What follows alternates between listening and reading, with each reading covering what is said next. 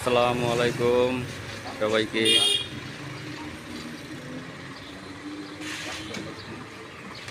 বন্ধুরা, আজকে আসছি আমরা এই কেরিয়ার এসি গুলা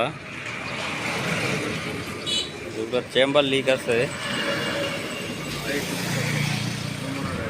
পল্লী বিদ্যুতের সার্ভিস স্টেশনের এসি এগুলা।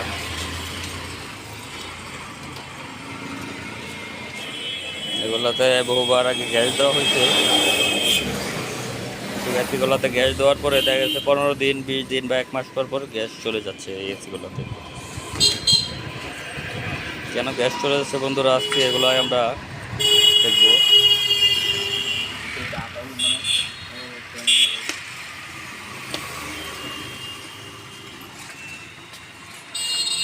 হাতে অনেক কাজ জমা হয়ে আছে।